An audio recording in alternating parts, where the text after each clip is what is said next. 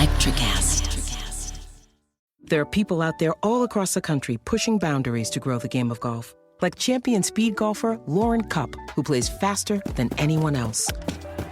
And Will Lowry, whose work in the golf community inspires more kids to get into the game. As a champion partner of the Masters, Bank of America supports everyone determined to find out what's possible. In golf and in life. What would you like the power to do? Bank of America. Bank of America N.A. member FDIC, copyright 2025, Bank of America Corporation, all rights reserved. McDonald's meets the Minecraft universe with one of 6 collectibles and your choice of a Big Mac or 10-piece McNuggets with spicy Nether Flame sauce. Now available with a Minecraft movie meal.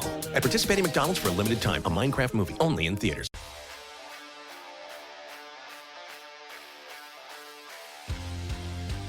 Ladies and gentlemen, it's the Power Rankings Show. It's week 13 of the NFL season. Week 12 is over. Week 13 commences. We start every show with news. I'd like to tell you guys that I have Mike Marcangelo joining me, and I will do that. I have Mike Marcangelo joining me. We're going to talk football. We did some cross-offs. I think the last 2 shows, I missed 2 weeks ago, and Mike wasn't on last week. So we actually both got to cross off on our own accord. You got to slip in that Patriots cross off while I wasn't here. So that was good for you and probably long overdue. The bit was probably aged pretty well too. Yeah. Oh, yeah. No, it was a good cross off. It was probably a good cross off for 3 weeks, but we'll get to all that. As we always start off with the biggest news story in the NFL for the last week since we were all together. And I deemed that this week is the whole Daniel Jones getting released. It's obviously post-trade deadline, so the news section of the show is going to be a little shorter. I think that there aren't any sort of big monumental things, and once there really aren't firings or anything, we're here for the Daniel Jones got paid a crap ton of money and then got cut conversation. So I followed it pretty closely as far as what everybody had to say. I know there was a meltdown that was caught on audio while Dable was in his press conference. It seems like he was pretty well liked throughout the team, if not the most talented guy we've seen. The Giants are on track to get the number 1 overall pick for the first time in 60 years, in 60 years for their franchise. So, Mike, since the New York Football Giants are probably a massive enemy of the heart that you walk around with, considering what they did the double over the Pats in the Super Bowl. Sorry to bring up a sort of subject, but since then, since essentially Eli Manning's retirement, they have flattered to deceive a lot. They've maybe look like they might put some stuff together. They might be a defensive unit again under Dayball. We have all different things happening, and then now it seems like they've crashed out again. It sort of seems like they're headed for a full rebuild, perhaps. The Saquon thing, the Hard Knocks thing. Can you put yourself in the mind, the place of a Giants fan? You're in New Jersey, and life is already depressing enough.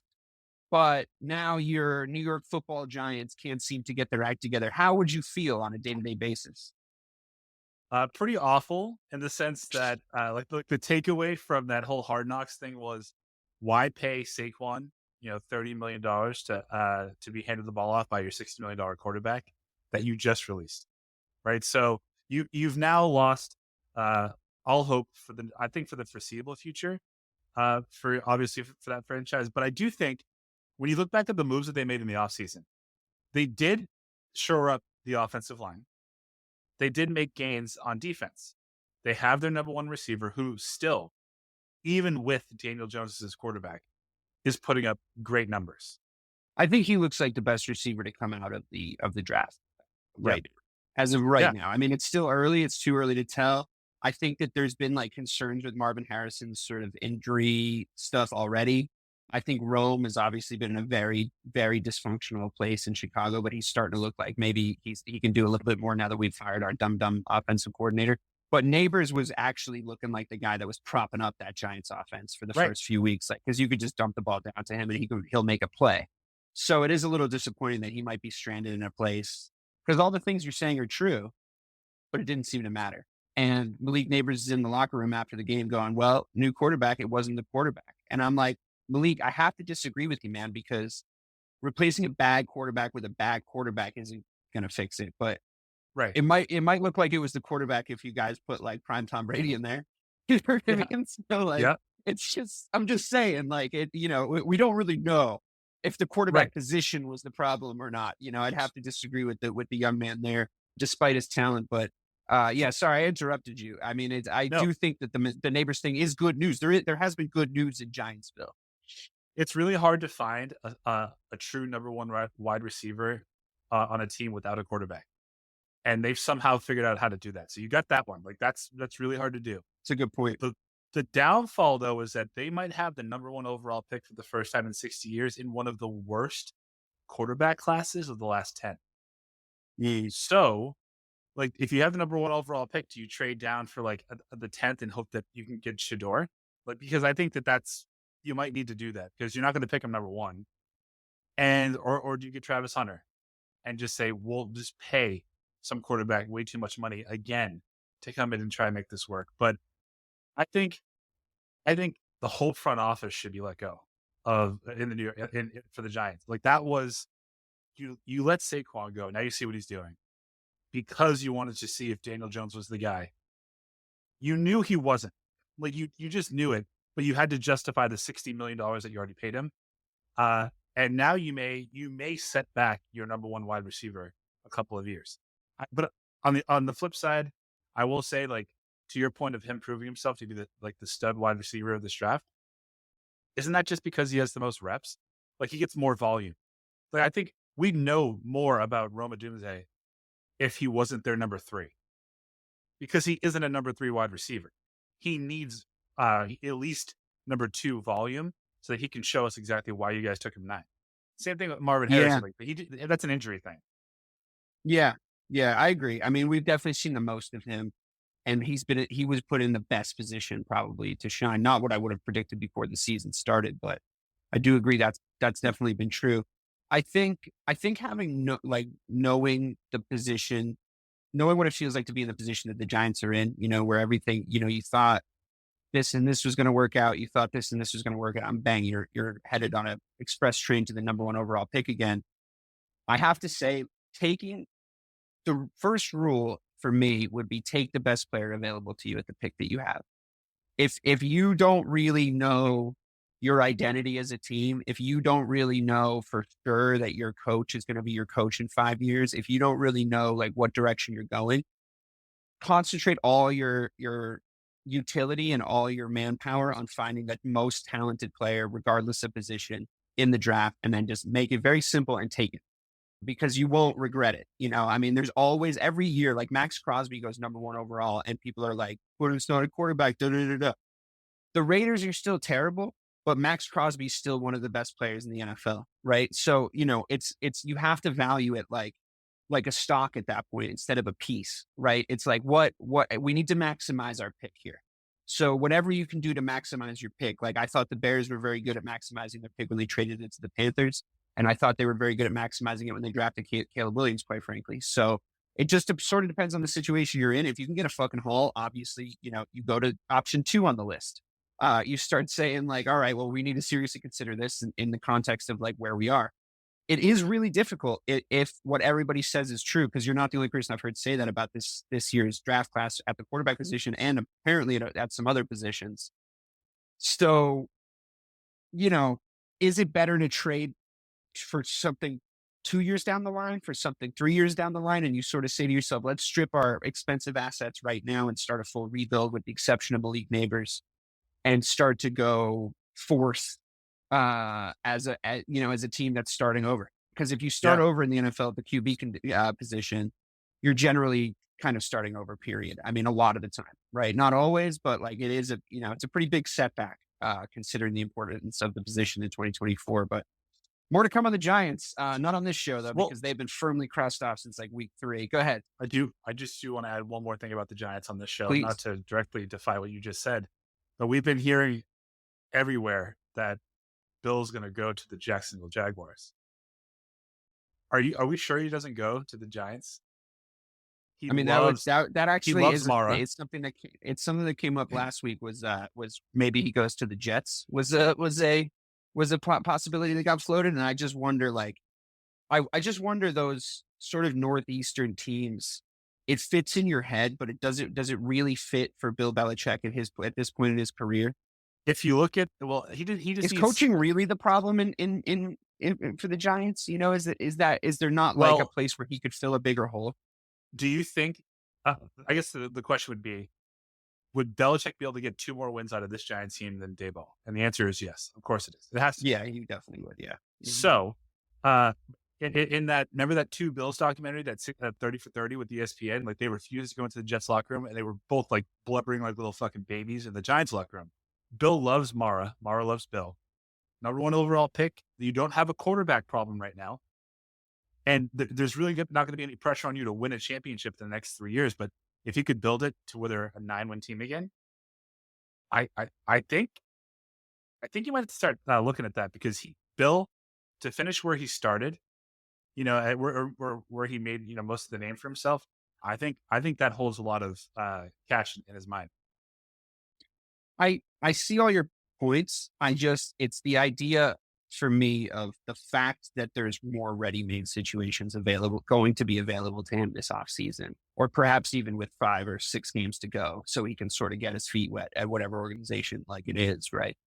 And the fact that, the Dallases of the world, and again, the Jacksonville Bills of the world. I mean, that poor fucker hasn't had anybody to coach him at the quarterback position the entire time. Like Peterson, it's true that he like did that shit to Bill Belichick. Bill Belichick's so fucking spiteful. It'd be like, oh yeah, I would love to come in and like show that Doug Peterson is the fraud that everyone's starting to suspect he is, because That's advisor true. coach A, writing a fucking book about how you beat Bill Belichick in the Super Bowl B, right? Like all these kind of things out of this guy. It's always very sus. So I could see Bill like wanting to do that. We'd love to have him in Chicago, as unrealistic as I think that is. I would not at all fucking turn my nose up to that. That would be amazing. It'd be the best thing that ever happened. But it's more of a question of, if there are more ready-made situations and he can just come in and be the coach and really turn those situations around and turn them into contenders in the next year or two, would a 3 to 5 year project in New York really be that appealing to him? Because then the pressure would be on him to stay alive.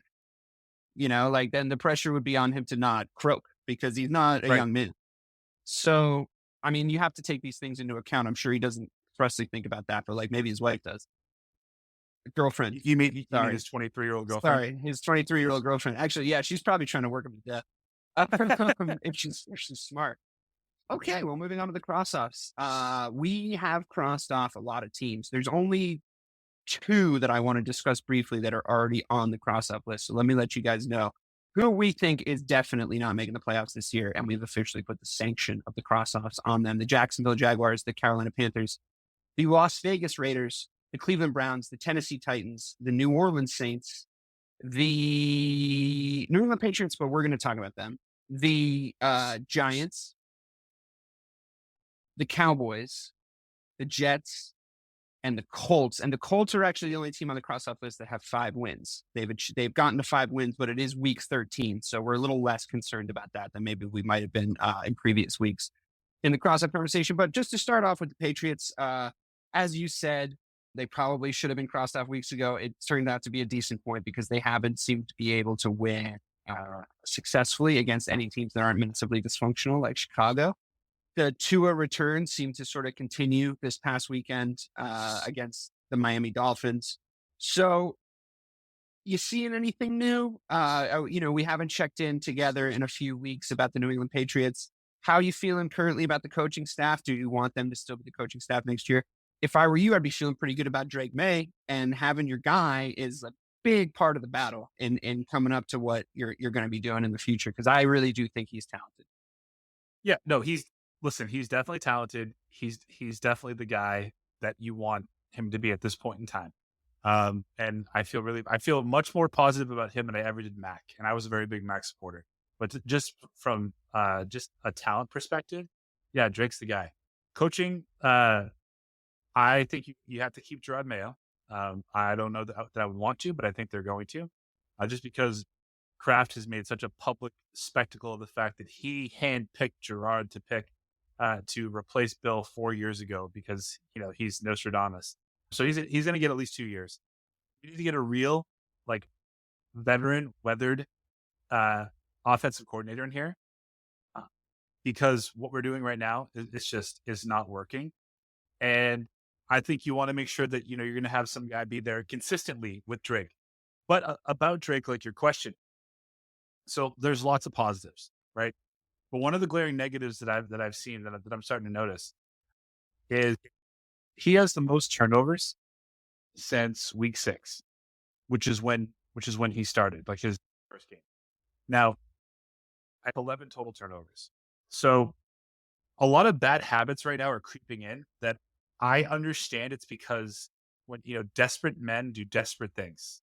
When the game, That was gonna be my rebuttal. It's like they're really asking him to try to make plays to win games yes, that you're are right. that are like on fire already. So it's like he has to take risks. Although I will admit, I've seen him throw some interceptions that are diabolical, like Yes. really, So really bad interceptions. when you're down 27-3 and you're running all the way to your right, you throw a crossbody to your left, and Right. it's a completed pass. You We start call that the thinking, Donovan McNabb, I think. right, but you start thinking, oh shit, I can do that.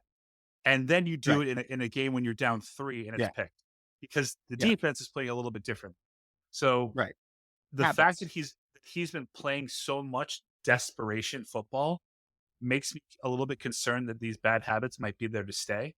But other than Sounds like that, we I haven't don't, seen that happen to other QBs. I right, mean, it's really a thing, and it's a thing I've worried about with Caleb. The longer Shane Waldron was our OC, the more I started to see, like you said, bad habits creep in. It wasn't necessarily bad throws; it was always holding the ball for too long.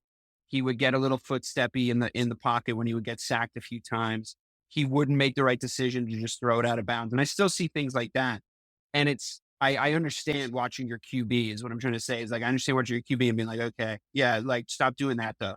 And the more you watch the situation around him be dysfunctional, the more worried you're going to get that these things are going to start to stick and he's never going to be sort of unlearned right. of these bad habits by a good football mind that's going to help him develop into a better QB. So if you really are asserting that Mayo has to stay, or at least accepting that he's gonna, it sounds like, then yeah, your best hope is to get an offensive coordinator in that has genuine chops and I mean, the problem is it's difficult, right? Because what you kind of need is you kind of need a fired head coach to come in and like Cliff Kingsbury or uh, what's another good example of a guy who's doing good? There's one guy I'm forgetting that's a good OC this year, and he was Well, the head coach previously.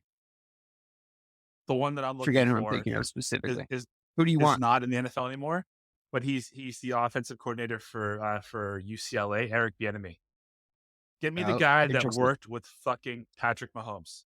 Give me him. You know, Yeah, that's a good call. That's a really good call. I wouldn't and mind that in Chicago and either.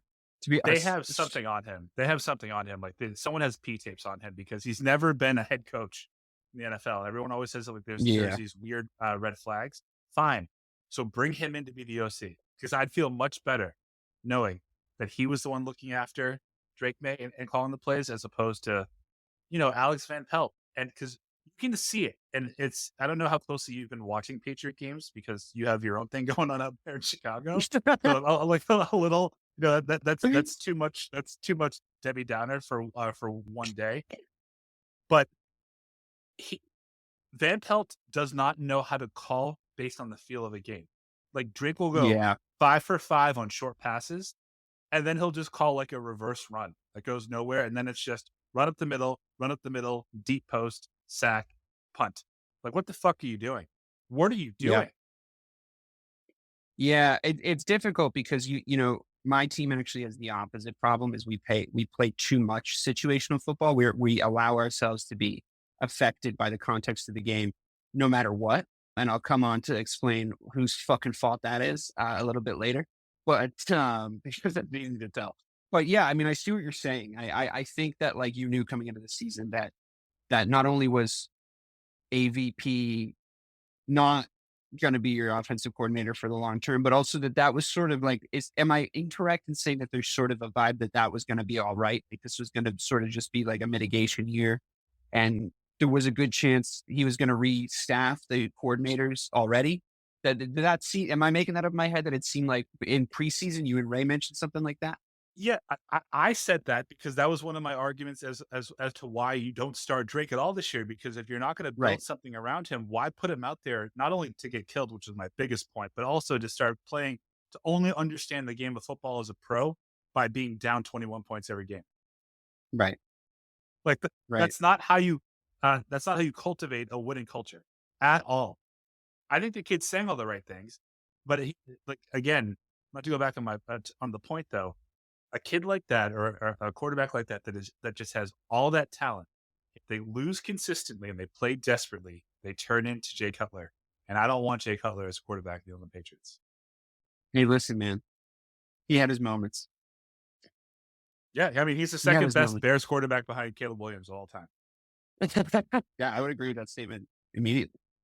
Don't forget about my boy Sid Luckman that I drafted in our all-time I draft. can't forget about him. No, I can't. But that was more for the bit, you know. Yeah, I mean, speaking of the Bears, they're getting crossed off this week. Only because like I just can't. I'm either crossing them off or I'm slitting my wrists. Those are the two options. This motion has to happen at some point.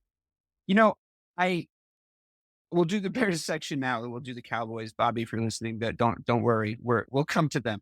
I think the last two games have gone exactly how I would have asked for them to go for the Chicago Bears, because both games were good Caleb Williams performances, like good Caleb Williams performances, like holy shit, that kid might have some shit Caleb Williams performances, and losses that you can 100% blame on the head coach. So it's like, there's a lot of doom and gloom right now in the Chicago Bears fandom, of which through the magic of the internet, I am connected to their thoughts and feelings. And I have had discussions with them in various Reddit threads and comment sections. And yeah, like we're all on fucking suicide watch, obviously, right? That we have a lot of anxieties and a lot of worries and a lot of stresses in our lives right now. Most notably, like, please don't break our quarterback.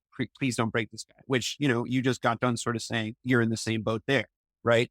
But we fired Waldron, and since we fired Waldron and brought in somebody that has actually watched at least a game of football, in Thomas Brown, he has put together two pretty decent offensive performances by doing things like having the blockers block instead of the wide receivers, which, again, I mean, these are things there's a feeling in the Chicago Bears fan base that he might actually be a fucking genius, like a mastermind of football. And I'm like, guys, like, he's just doing the simple things like correctly, which is, all you can sort of ask for. And then he's also doing this great thing where he's looking at Caleb Williams and being like, you're the dude. We live or die on your game. Like, that's how it is. That's what I always wanted Justin Fields to have here, because you don't know otherwise. So the great thing is we have a good roster. So you can be in competitive games with all these really good teams and at times look like a competent football team against, the 9-win now Vikings, against the Texans, who like look a little dysfunctional this year, but they're like in a higher tier. I would think you would agree than like, the shittiest of teams. You romp on the teams you should romp on a couple times. And you get to the point where you can let your quarterback win games of football for you, right? And he's not playing from a position of losing, like you were saying about Drake. He's actually showing us multiple what should be, if you didn't have a complete idiot as a head coach, game-winning drives. Like, the best thing about watching Caleb Williams right now is that when you need him to go down the field, he can go down the field. He'll like make it happen. He can produce it. And that to me is, if I was building a quarterback from what I've watched over my lifetime, that is the absolute number one with a bullet quality that I would put. It's a little bit of an intangible, like why can he do it at the end of the game? But I also know that the guys I've watched that are able to do that, there's too much time on the clock, you can't give him the ball back guys, are named Tom Brady, Patrick Mahomes. Like, I mean, come on. That's the quality you want in a QB. So seeing that has given me like a new lease on life. But the fact that I keep waking up every morning and Matt Eberflus is still the head coach of the Chicago Bears, when he finds new and creative ways to destroy a day of the week for me, and then I like not really help a few days after that, to be quite frank, then I have no fucking idea. to be honest. I don't even understand what the thinking is over there. Put Thomas Brown as the HC. Make it a Joe Mazzulla situation. Deep into the coaching bench to be like, maybe this guy's got the goods. Give him the runway at the end of the season and be like, I don't know. Seem like he has kind of an aura. Like, let's fucking ride with it. At this point, I'd be fine with it. At least it would feel homegrown. It's funny, the juxtapositions between the Pats and the Bears right now. It really is. It feels like our fates, maybe through the power of friendship and this podcast, it feels like our fates are sort of inextricably linked through the cosmos. And there's a lot of reverse situations and same exact situations going on both fields. And it's stressful, to be honest with you, because what it really comes down to is we both have first year QBs. And Right. what we know about the game of football is that your franchise is only as good as your quarterback. I will And just say, though, that's just the way it for- is. to make you feel better and to put the razor blades down for a second, hopefully, is that at least you have the quarterback and the talent around him. So Yeah. the necessary change is literally just a competent head coach, like you just said, which There's a world where we make like a good draft pick in the offseason and sign like 2 good free agents and release that absolute tit in Stevenson that was celebrating and the whole Hail Mary thing. Release him and like don't allow him in Illinois ever again. Like put a warrant out for his arrest. yeah. And hire someone who can coach a football team and we become a double-digit win team next year. So Right. that's not a terrible spot to be in. It's just that they won't. Like the Bears just keep not. They keep not. And that's the thing that like is like the biggest worry, because the day I wake up and they've hired the new head coach, hopefully that day it even comes. The day I wake up and they hire the new head coach, I feel like the name's going to annoy me. I feel like it's going to fucking piss me off. And I'm going to have to come on here and I'm going to be like, well, I'm going to give him a chance. But, Breaking news: new head coach of the Chicago Bears, Doug Peterson. I actually would quit. That would actually tap me out. That would tap me out. That would be it for me. I think you would work yourself into a fucking pretzel trying to, just be positive on him for like 2 weeks. I don't know, man. A visor coach? I don't know. I'm pretty strongly opinionated on visor coaches. And I'm actually have said a lot of shit about him specifically. I know. Because like he's the kind of dumbass that I know. My friend Matt, who came and filled in on the show last week, did a very similar thing to me and made a very similar joke, except he said the name John Gruden. And it was just like, oh, sweet Jesus Christ. Like that would really just mess me up, man. That would mess me up. But yeah, I don't know. I guess we'll see, right? I feel like it's going to annoy me. There's a lot of Ben Johnson head that. There's a real contingent happening because of for obvious reasons. I mean, what you're seeing him do in Detroit is like, the level of offensive coordinator he clearly is leaps and bounds ahead of like his competition at the moment. He has a lot of talent there, but man, like you can just see that it's the schemes, you can really see what they're doing there. It's just like next level. And I wouldn't, of course, at all be upset if it was him. A lot of people, myself included, are a little bit more like guy with head coaching experience pick, which just because of where the team is, just like where, like developmentally, like a Ben Johnson would be great for you guys. I think that would be an amazing thing because you can then let him carry out his vision with your GM or however you split up the responsibilities. You can let him carry out his vision of building his own team. Right. And then like getting to a Ben Johnson built in ran team, which I think like a lot of people would want to see. But I think the situation we're in, and I think the Bears are going to approach it like this, unfortunately for the Ben Johnson heads, is we're made to go and try and compete to win now. So we probably need another edge rusher. We probably need to sort out like a pecking order situation and probably not re-sign Keenan Allen and use that money to definitely on the offensive line. And I still think we have enough weapons for Caleb in year 2 if we let Keenan Allen walk and we like sort of give more reps to Romadunze. So yeah. And then you just spend money on your offensive line, like spend money on it and then probably another edge rusher and then bang, you're good to go. And we have cap room and we have looking like a pretty high draft pick. So like, here we are, right? Ben Johnson, I wouldn't be mad. I'm just letting everybody know this is probably the more realistic scenario. If we're still blue skying it, pie in the sky in it. Mike Vrabel, would probably be my number one choice. Ron Rivera, not a name on a lot of people's lips, but a guy I would trust to come in and really like stabilize everything and make the defense play fast and good.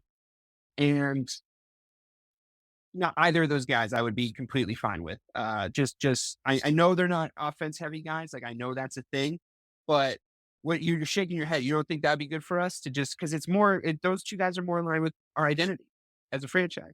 No, I like Vrabel. I think Ron Rivera over the last, I think he's a compelling story. But ultimately, he's just a far better human being version of Jeff Fisher as a head coach. And I don't think you want someone like, again, I would make the pitch if you're listening, Bill, go to Chicago, because you can literally go to Chicago. You don't need to worry about a quarterback. You don't need to, no one would ever want you to draft a wide receiver ever again. You can literally just focus on drafting defense or offensive linemen, which is what you love. You have DeAndre Swift there, who that's your type of running back.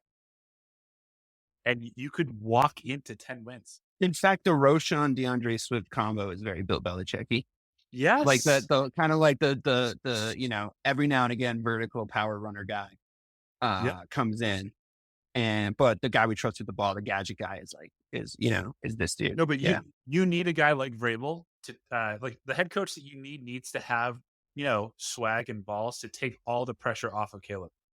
Because when Eberflus gets fired, the pressure will be on Caleb. And I think you need some guy that just, this is my team. Like, we're going to do it the way I want to do it.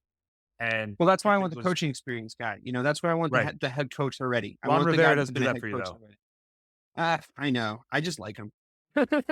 Yes, he's hard not to like. Right.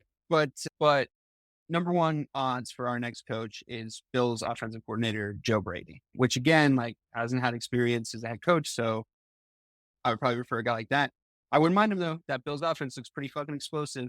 And if you can turn Caleb Williams into Josh Allen, then I'm pretty happy with that, and I think he might be more talented than him possibly. So an even better version would be very cool.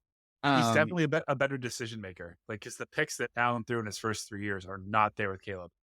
I mean, you've definitely seen, Caleb, I think Caleb threw a lot of fucking times last Sunday, and he's had a couple games where he's thrown a lot of times and he's able to like put in a good stat line because when he throws a shitload, use the guy. He can like win you a football game, use him. But I think if Brady did come in, I would really love to see us keep Thomas Brown, the guy that's like gotten promoted in-house at OC. If I was telling Brady this, I would just be like, buddy, just get a guy that knows the players that's on your side already. You know what I mean? They already like him. He's on your side. It's an easy win for you. You're already an offensive coordinator. Like, you don't even have to that job. So him being young and inexperienced at that job is good for you because you're going to be more hands-on the offensive side anyway. And then please go and get Robert Saleh to be the defensive coordinator. That's what I would like, to be honest with you, because he wasn't a terrible head coach. He had a fucking terrible situation get him fired. He wasn't like the winningest head coach of all time, but he got that job because he was a great DC, and he makes his defenses fly around. And that's what this team is built to do. We play this dumb Eberflus soft zone, let guys just turn around and catch the ball on you 10 yards whenever they want. Bend, don't break, fucking bend, then break, more like. I got no interest in that. Robert Saleh's like, run at them really fast and hit them really hard. And I'm like, yes, that's the defense that I want to see. He's like, let's blitz because getting blitz sucks. It's like stuff like that. Very easy stuff, Let's be aggressive. This is our field, that's how the personnel in our team are built, but we have too nice of a guy, I guess. He's like, let's let the other team score. I mean, geez, they're trying so hard out there. He's got that Urkel-ass personality. You just know he does. So, hopefully we even fire him, to be honest. All right, moving right along to the rest of the league. Thanks for that fun Patriots-Bears mashup chat. Teams we haven't crossed off, but are definitely hovering. The Rams. Weird. I think that they're kind of good still because they have a good head coach and they have good skill players. And I know their QB is aging, but he's still a gamer, man, and it's if they're not a team I want to see, if they do make it into the playoffs, they're not a team I want to see in any way, shape or form. I know that they don't even have an above 500 record. They're 5-6 right now. And that stinks, but I don't know. I can see them game put a back few wins together. I know their division stinks. So it's like, I could see them winning a few games and making the playoffs and then being like the worst team for you to see coming in in the wild card round or something like that, So I don't know. I'm really hesitant to cross them off until like the kind of the last possible second, because I still sort of like watching them play football, and they still give, they're probably not in that tier of the teams that they've lost to, and they've lost to them for sort of good reason, barring injury. But I really do like McVay, and I like, since Stafford has even left Detroit, I like him, and I just think he's tough. He's just like he's the grizzled old QB now, and it's like it's kind of fun to watch him. So I don't know. Like, would you try to wait as long as you could before you cross these fuckers? Yeah, I wouldn't cross them off yet because that head coach, everyone's getting just got healthy within like the last 3 weeks. Stafford's And they've averaging looked like really good since everybody came I back. know, and he's averaging like 280 per game with a couple touchdowns, and that's a championship team, recent, so they know what it Yeah, takes to true. fucking to get there. They really have that I would vibe, right? Like they have that vibe of like, we won, we're not fucking out yet, you fuckers. Like right. that kind of thing. It's like if you let them in, like you're fucked. You know what I mean? Yeah. Um, Mhm. so I would not cross them off. I would cross the next people off on your list. It's too bad too, right? Because I feel like, they got kind of beat up by the Eagles, but it's like there's a week where they could have played the Eagles where that might have gone like really differently, right? Like if they played the Yeah, Eagles like 5 weeks the week ago, like maybe Saquon they got had, hurt. yeah, right. Yeah, well, yeah. I mean, fucking Saquon went absolutely bananas in that game. That was so crazy. But they played the Dolphins on to his comeback game. It's like Right. that's a tough week to play the Dolphins, right? So they beat the Seahawks when the Seahawks were like actually a little bit better. They were like were they the first team to hand a loss to the Vikings, but they beat the Vikings, Yeah. So it's like they're there to win games against teams that you would consider in the upper tier, even if might have a take or two about those upper tier teams not being like as good as people think, the Vikings. But it's still, you gotta beat the competition in front of you. So I don't know. I'm hesitant to cross them off. The Seahawks, I think, them and the Falcons, I feel like lied to by both of them. I feel lied to by both those teams coming into the start of the season. Like I really thought that they were both going to be better than they are, and neither of them are good football teams. I think we're landing on the bad football team side of things with them. What do you think? Man, listen, I think 6-5 looks markedly different for both of them. I think 6-5 in the NFC South, like you're going to win that division probably, and it's a shitty division. Like it's just two good teams. I do think that the NFC West has four good teams. Yeah, So I the Seahawks listen, are the top of the NFC West, right. And who are they? and the Who else do they Falcons tie are the with? top of the NFC South. And they're tied with the Cardinals, though, who are also 6-5, right? Right. So listen, I I would much rather play in the playoffs. The Seahawks. Yeah. I agree. But benching your QB, death sentence. Death sentence for your season. Yeah. But it's Gino. You I don't know? know. I don't know. I mean, if we're spoiler alert, we think the Broncos are good here on Missing the Point because they've actually made the power rankings. So them losing, so if you look at the Falcons losing to the Broncos, like that's a good team, right? Like that's a good team that beat up on them. And then they went into this bye week. And now you're like, okay, well, they can come back. They have to play the Chargers, the Vikings. So that sucks. Then they play the Raiders and the Giants, which is way better. I don't know what state the Commanders are going to be in, but then they finish with the Panthers. So I really think that they could have an inflated record going into the playoffs. And I think we're going to sit here and be like, they're going to lose first round because they're probably going to be top of their division. And the first round that they play, they're going to fucking lose. And that's a bummer, like that's really representative of the sort of weakness that the NFC is about to send into this playoff picture, right? Like, I think we knew the AFC was the stronger division at the start of this season, but I don't know if we thought it was this much of a disparity, right? Like we're going to be sending in a bunch of teams that would get absolutely buzzsawed by the top 6 teams in the AFC, Yeah, I mean, So the top three NFC teams are it. Like those are legit. They can compete with probably every single AFC team. Other than that, you're right. It's it's dog shit. I mean, Even the Eagles, like they've been looking really, really good. They're getting hot really right good. around like the holidays. I wonder how far you can go with a coach like the Eagles have. Like I wonder how far you can take them in the playoffs. It like that has like catastrophic loss early written all over it because of their coach. I know that people are watching the games and be like, "What, are you crazy?" And I'm like, I've just seen the Siriannis of the world decide that it's time for them to take the wheel really hard in playoff scenarios, and you have a shock defeat to a team like the Rams. You know what I mean? Like Right. you slip on the banana peel right away because he just doesn't have you ready for playoff football, which increasingly over the years has become a different animal from its regular season counterpart. I think watering down the regular season with a 17th game and watering down the regular season with like long international trips for every team now to weird places and dumb fucking Friday night games on terrible turf or what, soccer field type scenarios or whatever, and everybody's sliding around like they're the ice capades. I think your players are not idiots. I think to become elite at the level that they become elite, they have to have at least a little bit of a sense of things. And they're like, fuck you, dude. I'm protecting myself until I get to the playoffs then. Or my team's winning 2 games and I'm like, I need a contract. So like I know how to let off the gas pedal from 100% to 86%. So it doesn't look like I'm not playing my hardest, but I'm not putting my fucking life on the line for you. And then when the playoffs come, everybody is in the playoffs. So they go, all right, let's try and win this shit. You know what I mean? Like we just got to win like 3 or 4 games in a row. Here we go. And like they lock in. So you as a coach have to understand that and get them to a place that when they play the Rams, they understand that they're going to play a playoff team and a team that really has like the context of the good team losing written all over it. Right. And I just don't know if Sirianni's that dude. I mean, I might be too early to be talking about these kind of matchups in the playoffs, but I've just seen it happen before, Mike.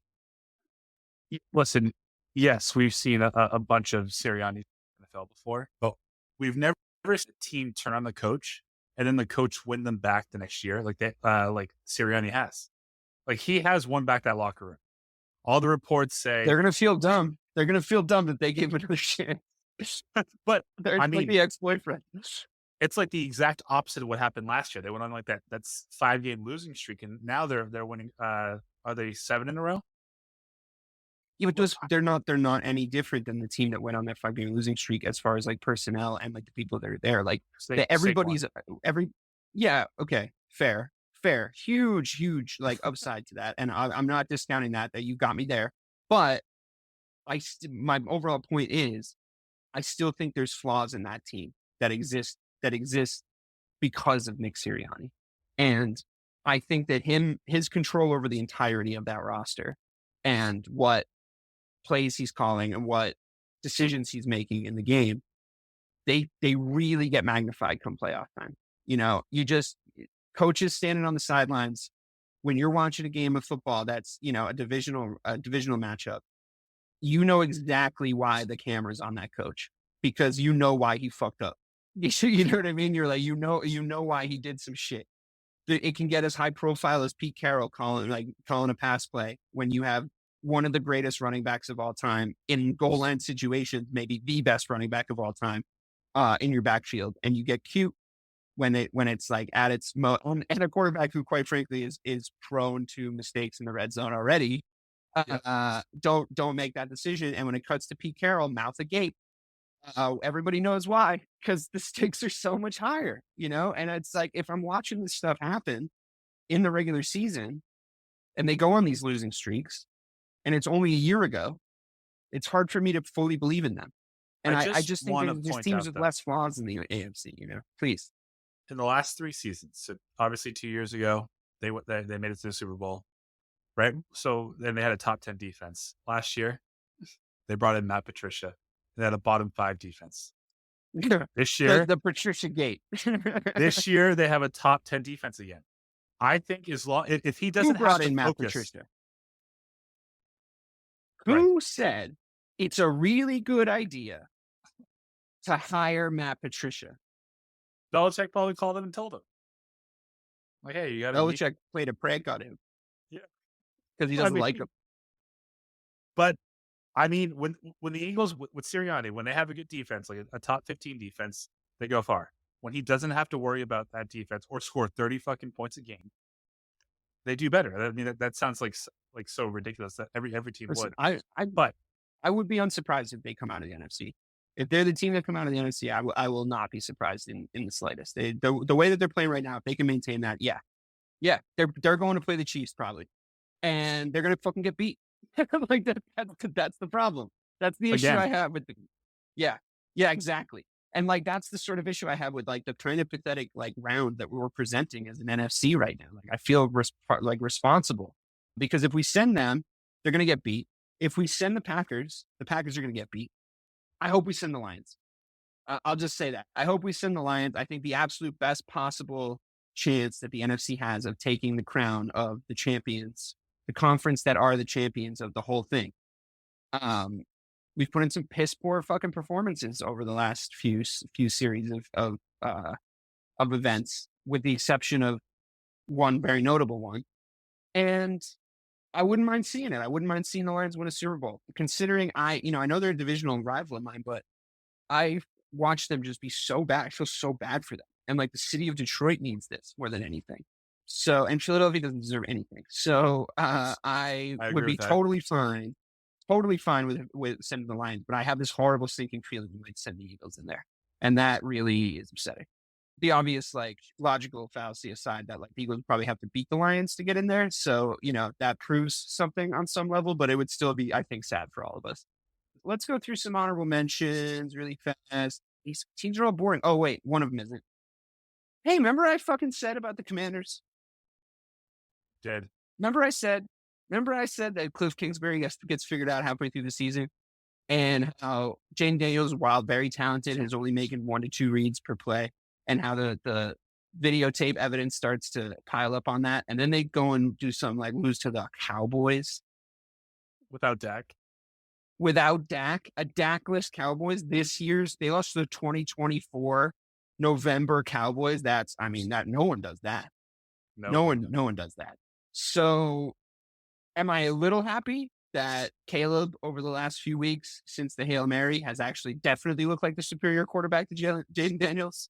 Yes, I would have taken that, despite our sort of dwindling fortune in the actual wins department.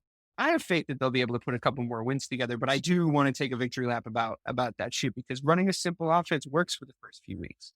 It just does. And then it starts to taper off. I think you saw the same thing happen in Seattle. I think you saw the same thing happen in Chicago, in the sense that the person that was running the offense was simple, and not that the offense was simple. But, there's examples of it all over the place. How the 2 games they lost before that, I think, are justifiable. But this had to be a bounce back game for them. It's a QB that's very young. I wanted, honestly, everyone to just get off his fucking case, regardless of if he was good or bad, because we're so reactionary in society and as a sports fandom these days. And I was banging the too early to tell drum every single week for the first 13 weeks for all the QBs, no matter how good or bad that they were actually playing, because I've just seen it. I've seen bad to good. I've seen good to bad. It's just not enough time to know. But nobody wants to listen to that. They just want their opinions. Bust. Fucking bust. He's the one. He's the guy. Everybody wants that. That's the world we live in 2024. And he's not a bust, right? He definitely, he's talented, but like the amount of pressure we put on these guys is my point, and it's like the way that you talk about Caleb and the way that we both talk about Caleb and Drake, it's fair for us to talk about Jaden Daniels the same way. 100%. 100%. It's just about now the reaction in kind when he starts to not perform as well as he was performing the first few weeks. Like I made the case that he had that deep ball to Terry McLaurin, and it's like guys are going to start not getting hit by that. Like it's one throw.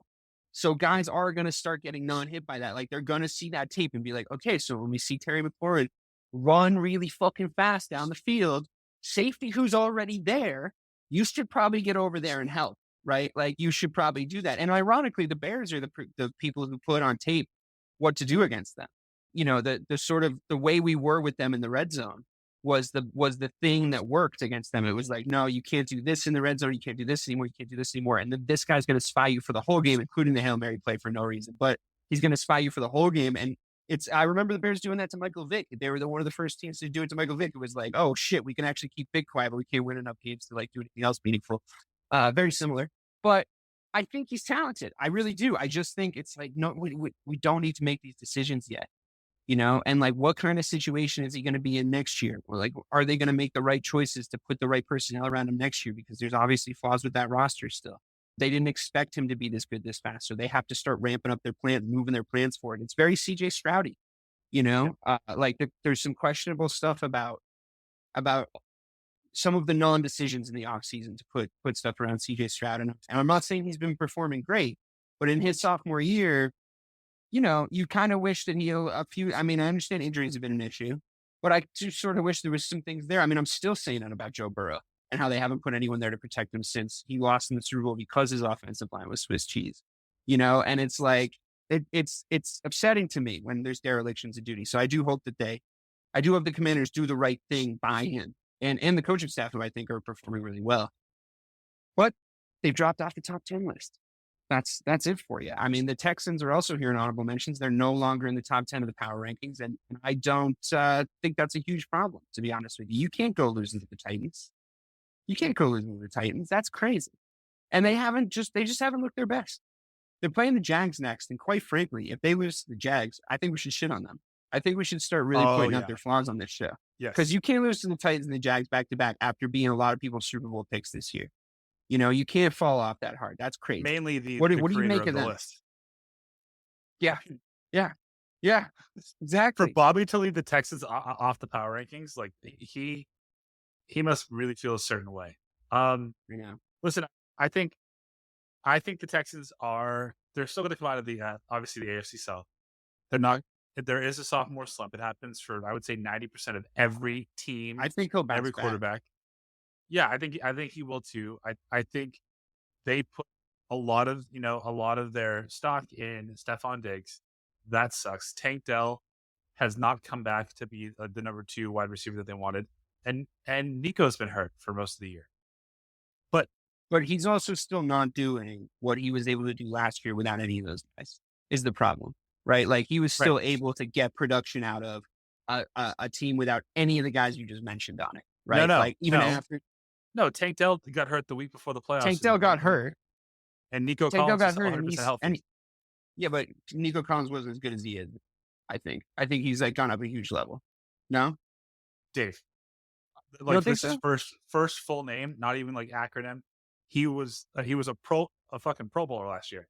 He's not a Pro Bowler. Yeah, but I think he's gone up a huge level even in the few games that we watched him play before he got hurt. Like I think you could actually see it. He was heading towards like top 5 in the NFL guy. He was out of fucking control. He's huge and he was just making like crazy plays. So like that's a huge disappointment, I think, for them as well. But I think that Stroud still had less weaponry, obviously. Right. And even when Tank Dell went down, he was able to still make plays, and it just doesn't seem like his performances are at the same level that they were this time last year, and I think, you give him his weapons back, we might have a different conversation on our hands. But also there's been a few sophomore slump moments with the head coach too. Like he's just had a few moments where he's making like kind of dumb decisions. And I see that. And it's like, okay, well, maybe we just need to regroup in the offseason and like add some more stuff. I mean, it does suck about Diggs because he was playing really well, I think, and get more and more involved in the offense, but it was just sort of like, I guess not meant to be this year, but he can still conceivably come back and play meaningful minutes for your organization. So like, let's see. They see what happens. They could sneak into, not sneak into the playoffs, but they could lull everyone into the playoffs and then still win a game, which they did not, which just matched what they did last year, right? And then, I think if you do that in your sophomore slump, you're doing just fine. That's still progress. Yeah, by your point. And like they might not look as good as we expected them to, but they still made progress, which is a thing. And they would still have to be considered really heavily in the conversation going into the next season, where it's like, well, they might be this year what they weren't last year, right? Right. So we'll see what happens. I would not have, if anyone's out there writing off CJ Stroud, that'd be really silly. I wouldn't do that. But yeah, I mean, it's too bad too, because like, all those guys that you mentioned, the Tank Dells, the Nico Collinses, the Stephon Diggs, like this is why we thought we were going to watch like a crazy ball out year by CJ Stroud this year. And it does suck that those guys got hurt, and it sucks that his performance dipped, I think, alongside like both things I think are true, because I thought they were going to be like a really fun team to watch this year. And it hasn't really proven to be the case. They just don't look as dynamic as I thought. We touched on a few of these other teams already. The Dolphins, they're rolling along, man. I said a couple of weeks ago, I'm not sure if you were on the show, if it was Ray, but I said a couple of weeks ago, I think that they could make a run, like where they are. I know they were a 3-win team, I think, when I said this. And I think getting Tua back might make a huge difference. And lo and behold, he's got the greatest weapons in the whole NFL again. So, when you send in guys that you kind of just saw standing outside in the parking lot, just throw those guys, it's going to be a little bit of a problem. But now that he's got his actual QB back, although that child needs to stop leading with his head, for the love of God, that his brain, it's really upsetting every time he does it. And the league, and I've said it before, and I'll say it again, the league not mandating him wear a guardian cap is insane. They should really step in. But that's fine. Whatever. They don't really give a shit is the thing. So that's so that's always good. Like, they're always going to find ways to tell you that. Right. But I don't know. I mean, that offense looked kind of dynamic. I know that they haven't beaten the greatest teams.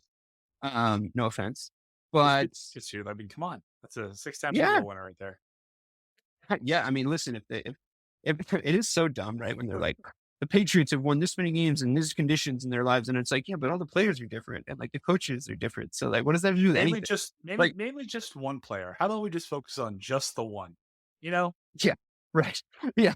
Like, how about like, without Tom Brady, they've managed X, Y, Z, or like without Bill Belichick, they've managed X, Y, Z. Like, I think that would be a much more reasonable sample to take. But yeah, people are always doing that. Yeah. I mean, look, I think it's unrealistic to expect any sort of championship material out of them, especially considering their conference, and them, not even really being the best team in their division, even if they do sort of make a hard run. We're also heading into winter months. Yeah, we're also heading into winter months, which the Dolphins historically have not been able to do. But I was wondering, like, I don't know, they're just excited to have their guy back, and they're on a little bit of a run. Could that be the thing that sort of carries them through the holidays? I don't know, a notoriously terrible few months for them. If Ray was here, I think, because of how strongly he feels about Miami, he'd be like, nah, fuck them. But they're done, fuck them. But he's not. Just trying to channel. Okay, let's do the power ranking. The Broncos, I mean, cool. They're number 10. They beat the Raiders like everybody else does. Really likes him. Probably really he likes Bo Nix. I was very surprised to learn that he was basically the 4th best QB in the NFL this year, statistically speaking. Like, if you look at his QBR and his completion percentages and all those things. But I have a mental block with the Broncos. The fact that you're always turning on those games too, and it's always like 16-13. And you're like, oh wow, what a barn burner this was. Like, oh my God, I'm so happy that I haven't I'm so mad that I missed all the in-between stuff of the Broncos game. It would have been magnificent. But can I just ask you a question? I just don't see it. Like, I just don't understand. What am I missing? Well, I was going to ask, they kind of fit the mold of a team that you really like. Like, they play really good defense, like really good. They get the top NFL offenses to play their game, which is why most of those games are like 16-13, 17-14. Yeah, but it's not like Sean Payton way that he does it. Okay, so like I can't combat that. That sounds like very. I've just been watching him for like a long time, and like he's in the NFC, and like we saw the Saints a couple times when we were good, like in the playoffs, and it was always just like, this dude's a fucking piece of shit. Like, that's just always how I felt like playing against him. Like, I always was just like, I think that's probably the problem is like, I have a historical relationship with the franchise of the New Orleans Saints, because while Sean Payton was there and they were good, the Bears were good, that they had good teams that didn't make it all the way to the promised land, but like we were a playoff team for that period. And in fact, we did make it to the fucking promised land and just didn't win. but we knocked them out in the NFC Championship game that year, right? So whenever we would play the Sean Payton led teams, like that bounty thing coming out was the least surprising news I heard. It was just his players were always the least conscientious tacklers. They were and they would substitute like expressions like hard nosed defense when it wasn't hard nosed defense. You're just hitting them with your helmet, like and trying to like take them off the field. And if you hear they have a rib injury, you're like leaning on their ribs to get up. Like their defense is good, but their defense is gross, right? I like finesse defenses. I like defenses that have like the best athletes. Like if you're looking at this year's Steelers D, like great athletes coming off the edge, the Troy Polamalu's of the world, fast, hit hard, or that '06 Bears defense where it was like everybody's a good athlete and everybody's a really tough player. And our mandate is to go get the ball back because our offense can't score for shit. So we have to go get the ball back in crazy good field position, or we need to score, which we can also do. Like that, those are the type of defenses that I like. The Sean Payton defense is that of like, well, at least we won't have to worry about their best player because we hit him low early. And now he's going to be in the blue tent for like as long as he's going to be in the blue tent. So it's Leeds United under whatever that guy's name was. Fuck is that dude's name? Anyway, Colin Meaney played him in the movie. But you know what I mean? It's hard to switch your brain to a different sport like that. But I'll come back to you. But yeah, that's why I don't like them. That's why I don't like them. I hope that was adequately explained. Yeah, fuck them then. I mean, you and I have been like that about Aaron Rodgers irrationally together for years. So it's like, yeah. I love how on a show about sports where you're trying to give like good nuance, like statistically backed takes, just because you've been watching the sport and you're a fan of one of the teams for long enough, there's always a situation that comes up. It's like, I just fucking don't like that guy. It's just like, because in every other reason, like you'd be like, oh, that's my team. They shouldn't be that good on defense. But they are. But like, you know what, Broncos. It's a good point. It's a good point. I was kind of hoping the Colts were going to be like that this year, but they disappointed me with just like what they've been able to do. Well, the quarterback got tired, so I thought that he was going to be so fun to watch this year. I really thought. I was just like, that's just I checked it on my list. I starred it as something that I was just really looking forward to watching, and it's been such a letdown. But alas, we move on. The Chargers are at 9. I mean, I think you've been on a show with me where I've been high on them. I was high on the Harbaugh signing. I wanted Harbaugh in the offseason last season. It would have been perfect. It was a match made in heaven. It was right there. It was obvious. People have heard me say this already. They lost the game.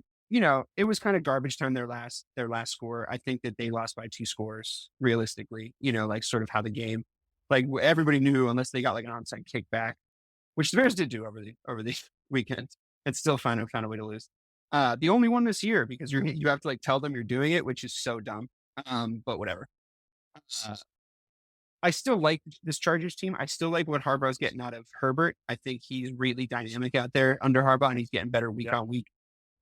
He's firing him up. He's making him use his athleticism. He's making him feel like he's the guy that's going to go win him the game while secretly playing really good defense. And that's the actual reason. It's very Harbaugh-y. It's very like cool. I'm really happy to have him back in the league, to be honest with you. Like Harbaugh Bowls are fun. It was fun over the weekend. It's they seem to go one way, but I do enjoy watching those two play each other. Over the weekend, or was it last night? Am I losing track of time and space? It was last night. It was Monday night. But yeah, overall I'm high on the Chargers. There's nothing new that I haven't said before. I think they need to get a couple of skill players in there to help Herbert out. I think that's been a thing.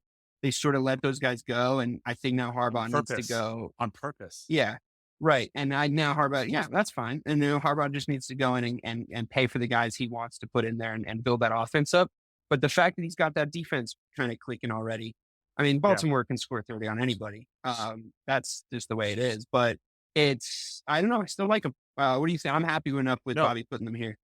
Yeah, I think it's a good spot. 7-4 in the for the Chargers at number 9. Listen, I think to your point, or I guess to our point, the Chargers moved on for all those skill players, and now Harbaugh has built up Herbert to the point where he's telling him, "You make them; they don't make you." Genius.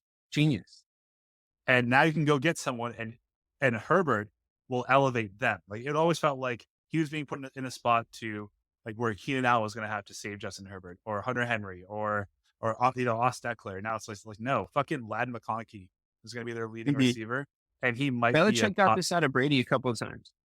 You know, before Brady sort of got wise to it, I think. Yep. And he was like, dude, just give me some fucking guys, like eventually. But I think that I really do think he like sort of built that up. That was like a coaching method that he was trying to do. And Harbaugh really is rah-rahing Herbert. And it's like kind of cool to watch. It's a storyline I like knew was going to play out this year. And like, again, you go get him a few guys then. And it's like the Chargers are scary, you know, because like the fact that this is his first year with them and like the kind of situation and how it's like sort of, this is what the Bears should have looked like this year. This is what the Bears should have looked like this year. He would have made Caleb Williams feel like fucking Superman.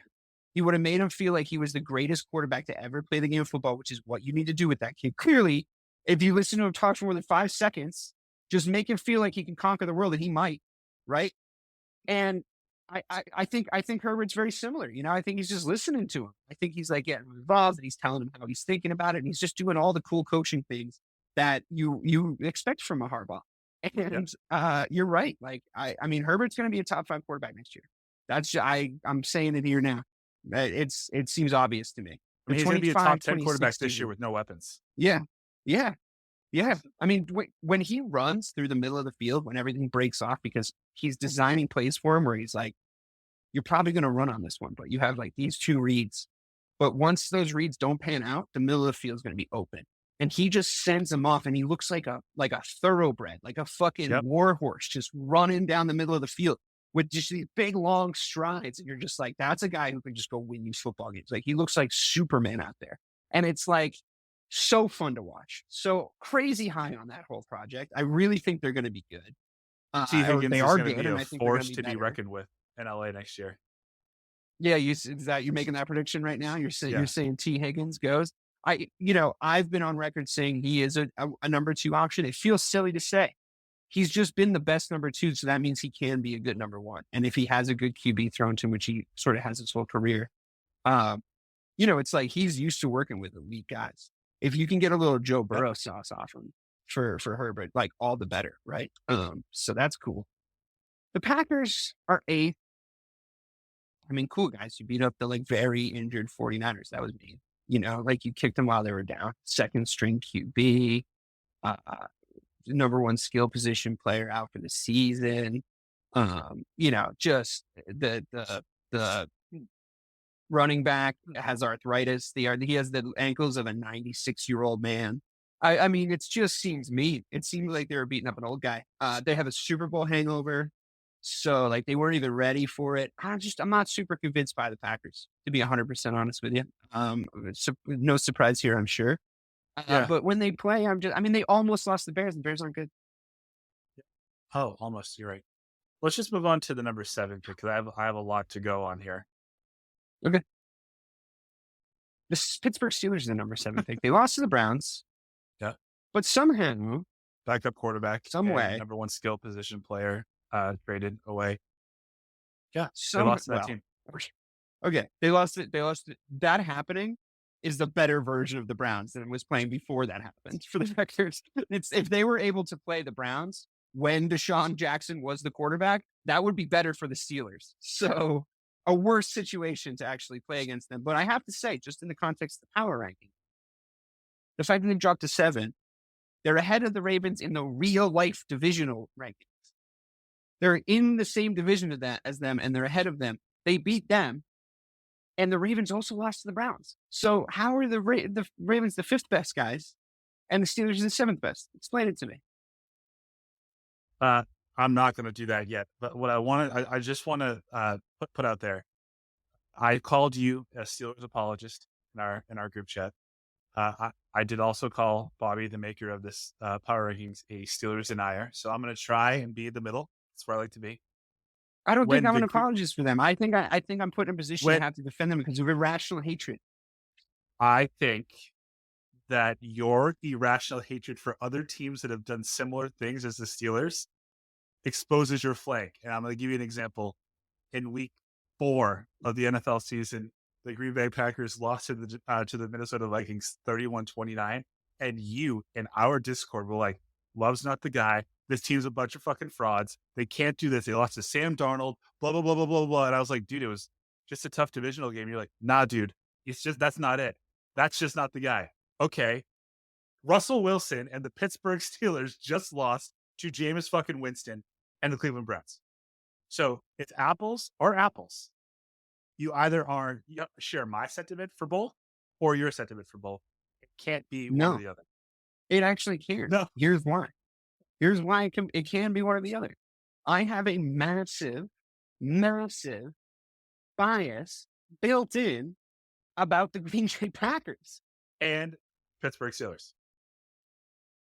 I have a slight bias built in for the Pittsburgh Steelers. No, I'd say it's a massive bias in your heart for I'm saying there's a chance I hate the Packers more than I love my wife.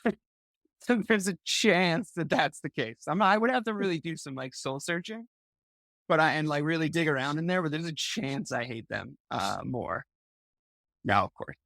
Yeah. I mean, I think on my logical biases, yes. Yes, I obviously am going to let the Steelers off the hook a little bit more. Yes, you're right. I'm a Steelers apologist. I accept that part. I will now allow you to make your actual case now that I've admitted that I am an apologist. But I don't think I'm as much of an apologist as Bobby is a hater. How's that? I think he's a Steelers denier, 100%. I also think that he's still snake bitten from 3 years ago when he did not put them at number 1 and they were 12-0 and you lost your fucking mind. And it turned out in the end, he was right. But as far as why the Ravens hired, because of all the reasons. I don't actually think he was right. I think when a team's 12-0, they should still be number 1 in the power rankings, unless there's another team that's 12-0. And in that case, there wasn't. So I just think that, you kind of have to, if they've won 12 games and lost none, because he then followed that logic with the Chiefs. He thought for weeks that the Lions were better than the Chiefs, but he was like, I can't because they've won 9 games. So I have, and then right when they lost 1 game, now they're at 3. You know what I mean? The second he was able to take the carving knife out, but he didn't use that same logic as he did with the Steelers. Now, did he learn a lesson? Does that mean I was kind of right? No, he didn't learn a lesson. He just did it to piss you off. But that's just that's what that is. See, I think you learned a lesson from the Chiefs, because I think he had that year where he was shitting on the Chiefs and they just won a Super Bowl in his face. Yeah. So I think that, sure, that snake bitten from that too, maybe. Yeah. But everything that you and Bobby and Ray have told me over the last 7 weeks about the Ravens is why they're ranked higher than the Steelers, because they look like a better offensive team. Now they are a better offensive team. I think the Steelers really flawed on defense. Always flies under the radar. It shouldn't. They're a really good defense. I always say they're a top 5 defense, but the Ravens are just flashier. That's why they're ranked higher. In my opinion, we'll never know. But if I'm the Ravens, I don't want to play the Steelers ever, because they are your kryptonite. They do not have as good of an offense as you, but I promise you will not score 30 on them. Right. And can you hold them to 15? Can you hold the Steelers to 15 with your Ravens defense? No, you can't. In the playoffs? You can't. And having Russell Wilson and having a guy that can because the thing is that I still think what's true, what I said about the Steelers is true, right? All jokes aside, they have improved drastically offensively, right? And they already had an elite defense, but they've improved drastically offensively. Pickens and Russ have a real connection. He's making him start to look like a real elite wide receiver, which, the guy has had nobody throwing in the ball. I understand he's out of his mind. I understand he's completely lunatic. That's fun for me. I like that. But whatever. What are you going to do? This is the kind of wide receiver the Steelers produce, which I've always liked. Even before I met my wife, I always thought it was funny how they could always produce a great skill player out of nowhere, just grab it out of a hat. And this skill player was always out of his mind. And then they had to move on from him at the right time. And always produce an elite defense, right? So I will just say, just to do Bobby the favor of hearing me stick up for the Steelers, I will say a Thursday night game in really, really weird weather conditions against a divisional opponent. Yeah. A divisional opponent that always beats them, really is their kryptonite, always beats them. They beat them 5 out of the last 6. In a really obviously contexted banana peel game, does not, humbling 4 places in the power rankings, make. to be honest, but I expected it. One thing I will say as a sort of counterbalance is I saw a stat and then I saw the stat come true in the game that their red zone offense is really, really bad. And the way that they're able to score and hold teams to a very low score is still how they win football games. So that means that sort of anointing Russ as like the answer to their prayers was probably a little bit premature, because unless he can start getting his efficiency in the red zone up to at least mid-level, right? Like they need to at least mid-level be able to do it. Then they can't be considered serious Super Bowl contenders. Can that happen with the weapons that they have and the offense that they're trying to build? Yes. I think that this was the first setback for their offense. I think they've gone from strength to strength since Russ took over. And I think him being 4-1, I think you're sitting pretty right now. I think you're happy enough with that, to be honest with you. Yeah. You would have taken that before he walked out there. So yeah, 100%. But I don't think that your take on the red zone efficiency thing actually matters, because I bet because of the field position they get. I bet the stats would be like, yeah, like they have like a 35% red zone efficiency, but from the 35-yard line they have 65%. Just because of the way the offense is built. Yeah. What they couldn't do before was push the ball down the field. So defenses could also always pin their ears back and go after the quarterback. They can't do that now. So now it's time for Najee Harris to actually step up and be number one running back for real in the red zone, and utilize your tight end. Russ has always been below average in the red zone, but far above average for the mid to deep ball. So if he can do that for the Steelers with an elite defense, why can't they compete in the AFC title game? Yeah, I think that's fair enough. It puts them in a position where they're playing, if they're playing a really close game where the clock puts them in a position where they have to score, then you don't love them in that situation, right? Which is a situation you sort of need, as opposed to like they did a good job of getting out front and playing good situational football, and now they need their defense to get a stop, right? So in today's NFL, you sort of need both. If you really want to win, and the Chiefs have both in playoff situations whenever they want, right? Like that defense really does look kind of awesome this year, even if Mahomes is like output by the numbers is down. So if you want to beat the Chiefs, because you're right, the Ravens don't want to see them, because the Ravens have flaws in their defense that where it's like you can't really say that they can do both, because they're the way they are defending the deep ball. Unfortunately, they're going to get killed by like whoever they see in the title game if they don't sort that out, right? They've gotten a little bit better at it, I think, over the last couple of weeks. Like they've recognized that it's a problem, and what a novel fucking thing for your football team to do. Mine doesn't. They recognize that it was a problem and are trying to fix it, which is good. But when you think about them in the context of the Chiefs, still, you're like, I don't see it.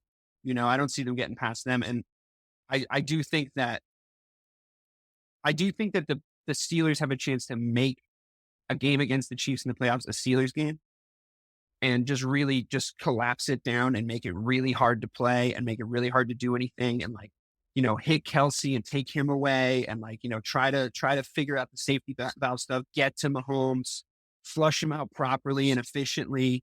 But if on the other side of the ball, they can't score every time they need to against a team like that, I don't know, man. That's going to be tough. That's going to be tough. So we'll see. I do think it was a blip, but if the Browns put something on tape about them, I guess is what I'm trying to say, I would be a little bit worried, but I'm not 100% sure that that's happened. So we'll have to see. They might be trending down, but they've looked pretty good to me so far. We touched on the Ravens a little bit. We touched on the Vikings, but in the context of the Bears, they looked very beatable, to be honest. From my perspective, like they really look like the Bears could win that game if the Bears weren't complete idiots. Shouldn't we grade divisional games differently? Like you and I always actually talk about this. Yeah. Because every divisional game is harder than the non-divisional games because they know each other so much better. Like they literally, they have. Yeah, but Caleb Williams and Sam Darnold have never seen each other before, and I thought Caleb Williams looked better. So you have to ask your question, like you're still like the Vikings starring Sam Darnold, right? Like we're still saying every week. I think the Darnold number one guy on the call sheet is Sam fucking Darnold. So what do you think you're going to do? Well, no, but really, what do you think you're going to do? And they're still 9-2. I know. So that's a testament to the. So their identity other hasn't key changed at all people. from Kirk Cousins. Their identity hasn't changed even slightly from Kirk Cousins, is what you're telling me. No, you have Like a they're gonna quarterback they're gonna go lose in the playoffs. In prime time, yeah, mostly. Yeah, great, good for them. I think Sam Darnold's better than JJ McCarthy, though. Do you? Yes, 100%. I think we're going to learn that next year. Puts them in a really interesting spot, though, doesn't it? Like we're in a little bit of a Phillip Rivers, Drew Brees situation. They have to make the right choice here, right? And they kind of have to make a choice, right? Like probably this offseason. Yes, Sam's only under a 1-year deal, so now I wouldn't pay him $40 million a year. Yeah, right. Wait, you have to sort of ask yourself where the numbers are looking, right? Because you still have JJ on the rookie contract, but it's the whole thing about like taking like the pressure, like, and is it fair to like leave him there? Can you look at Sam Darnold and be like, well, what are you, some kind of bitch? Like you can't handle a little competition? Or is he the guy that, is he more, no, get him out of here, dude. I'm here to play QB. Like I'm not dealing with that all season. Like I wonder what his personality type is. I don't really know. Is it possible that the situation he was in before this was the problem? Yeah, of course. Look at it. I mean, this, sure. And then he learned how to play quarterback as a backup 1 year under Shanahan. Probably, the way he cut up the Bears on the last drive though, like really felt like defensive mistakes to me. I mean, maybe that's because they're my team and I'm just like looking at them and I'm mad at them for doing what they're doing. But like he was able to make the same throw 3 times in a row to Hawkinson, where he just ran this like simple, like up and go and then turned around. And it was just so soft that like nobody was there. And it's like, really, you're going to let him do that to you multiple times? That you don't want to try it. You don't want to try and play a little tighter to him. Like we don't want to like send a linebacker with him for like first part of his route or something, like just in case he does turn around. And then you got that cover 2 guy there and he's just like ready to like, be in front of the ball. And so you can't throw to him anymore. Cause it's like, I'll jump. I'm right in the right spot. I'll jump. I'll get it. Right. And then maybe you bait Sam Darnold into like trying to throw it over his head, that kind of a thing. Defense, I think they call it. Sorry, I went down the wrong path there, but I just didn't think Sam Darnold, I mean, he's definitely playing a lot better, but it's just hard for me to believe, I guess. I would just say that I think Sam Darnold is better than JJ McCarthy. However, some terrible team is going to pay Sam Darnold a ton of money to play quarterback for the next year, and the stats will not look as if Sam Darnold is better than JJ McCarthy. But on this Vikings team, I'm telling you, you're going to get more out of them. Good hedge. With him as your quarterback. Good hedge. So you're saying you keep Darnold and ship out McCarthy. That would be your... But you can probably still get a lot from McCarthy. Literally, right? You can't do it. You can't. An unproven quarterback that wasn't a great... But like high blue chip. Like you're trading the pick almost. You're sort of trading the pick. He would still have the same value as the pick you used. Whatever pick you went. I can't remember. I think you're not going to get 15 or like 17. You don't think so? With the QB draft class that's coming up, you don't think so? I mean, what if the Giants just give? I mean, who the fuck knows? But let's just wait. Let's just wait. You got to give up some more stuff, I think. Yeah, we'll wait and see on them. That's completely fine. We actually jumped around on a lot of these other teams. And Bobby set us up really nicely to play our fun little championship game here, which we touched on briefly already. But I want your official calls on this because it is actually interesting the way things are shaking out. So the Lions play the Eagles. The number 1 team on the power rankings play the number 4 team on the power rankings, the NFC championship game. Who do you got? Lions. Their offense. So sad if the Eagles win. Yeah. I don't want it has to be the Lions time because I do think if they don't make it to the Super Bowl this year, they might start doing crazy shit there. And like the wheels might fall off. So I would say that the Lions win. I think their offense is better. Their defense is better. And I can't believe I'm saying this, but I just think Dan Campbell's a better coach. I agree. I guess my question to you would be, are you of the opinion that last year there were a couple of Dan Campbell decisions away from being in the Super Bowl last year already? And you're worried that he might have the quality of making high-profile errors at the finish line. I don't think he has the final decision in that. I think he's told by that. Every team has an analytics department now that just tells you the percentages. And I think he likes to go for it on fourth down more. So they were just like, yeah, percentages say do it. But I don't think he makes the call. If they said do it, I don't think he would say no. Yeah. So, but I think, But it's not as if he's like bad at playing. He's not bad at playing situational football. Like, no, he just wasn't. But it's that team. You sort of think to yourself, like, they need to blow out whoever they're playing in the NFC title game. Like, they need to blow him out and like just don't put him in that position. Right? That's going to be your best bet. But then the problem is, we come on to the next question, or well, 2 questions from now. I'm going to ask you what happens against them in the Super Bowl, and we're going to say something along the lines of, "Well, you can't fucking. That's probably not going to happen if you're playing Pat Mahomes and the Chiefs." And yeah, so you got the Chiefs playing the Bills. The Bills have looked great. I will say, despite them,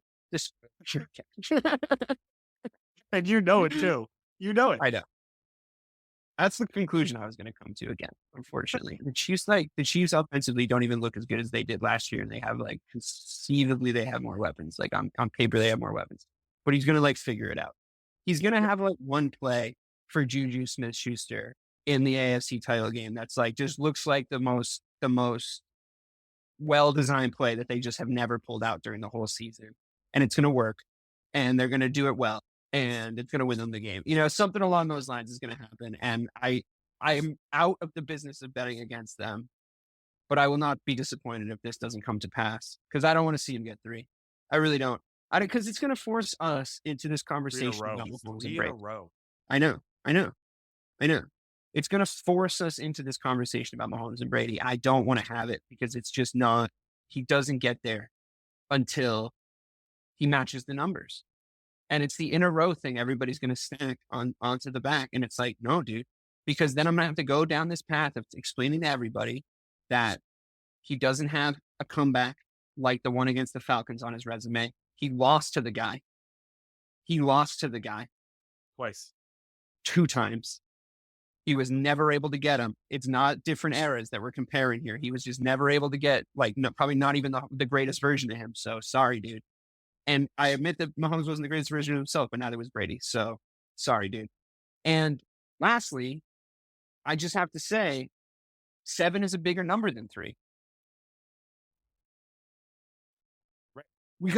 He's got to be at 6 for me until we actually start talking about it. And I really do think it's that far away. Because I would still say Brady's 7th was against Mahomes, and his 6th he had to beat Mahomes to get it. So yeah. So it's like, needs 8. Right? He needs 8. I know. I'm not introducing at this podcast. We should really put it in the bylaws that we don't go down that road, because everyone else is gonna. Well, I'm glad it didn't happen. But if the Chiefs would have gone 19-0, or I guess 20-0, and won 3 in a row, that would have been really hard for me to stomach. Because those are the 2 things. That would have been a tough one. That would have been a tough one. For sure. That quickly after your dynasty. Yeah. Would have been. That being said, Lions. Wow, they must have been celebrating in New England when they lost that first game, huh? You guys must have. You're starting to worry. Yeah, we're popping champagne like those fuckers from the 72 Dolphins. Remember that? I hate them. That was so petty. They still do it. Did they do it? Did they do it for the Chiefs? Yeah, someone had to pop champagne for those geriatrics in their nursing homes. But yeah, they did it. You sound like you're going to be happy when they're all dead. I love that. No, I'm not wishing that on anybody. I'm just I'm trying to give you perspective on where they are in their life. Wishing it on them. I'm just saying, when you don't have to watch that anymore, you're going to be like, well, that is objectively better for me. I'm glad you said it, so I didn't have to. We can talk about things. So sounds like you're taking the Chiefs if they play the Bills. It sounds like that because you said it. Are you taking the Chiefs against the Lions? In your predictions now, you've sent the Lions and the Chiefs to face each other. You still taking the Chiefs? Yeah. If Mahomes gets to another Super Bowl, any Super Bowl that he's in, I'm not going to bet against him. I just can't. It's stupid to do it. It is. All right. Well, we power ranked the game we saw. Thanks, Mike. I was praying, and we've gone too long now. I wanted to do a little recap of our picks and like where they were on for prediction show and like how it's looking, because it's not looking great. No, I think we're actually in trouble this year. Yeah, I think we might be in trouble this year, but we'll do a longer section on that next time you're on. So thank you so much, Mike, for joining us here on the Power Rankings Show. I think we'll probably get Bobby back next week. And have a great NFL weekend. Thanksgiving weekend, everybody. This is the Thanksgiving week. Games are on. The Bears are playing. Sorry about that. I apologize in advance. I didn't make the schedule. I wouldn't have done that to you if it were me. So I'm not going to have a good Thanksgiving, but Mike, I hope you do. And everybody listening, have a great holiday.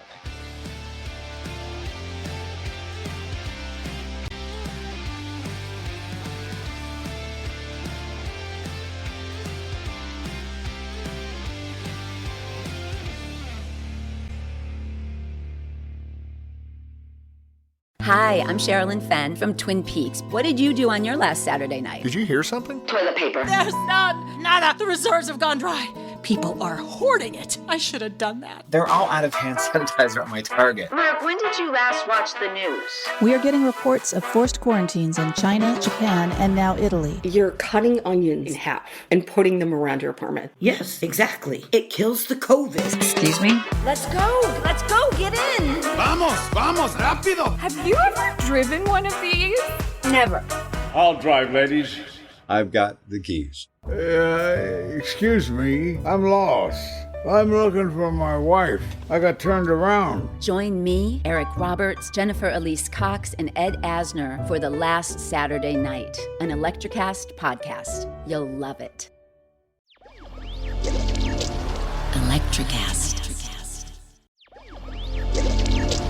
Electrocast. If you work as a manufacturing facilities engineer, installing a new piece of equipment can be as complex as the machinery itself. From prep work to alignment and testing, it's your team's job to put it all together. That's why it's good to have Grainger on your side. With industrial-grade products and next-day delivery, Grainger helps ensure you have everything you need close at hand through every step of the installation. Call 1-800-GRAINGER, click Grainger.com, or just stop by. Grainger, for the ones who get it done.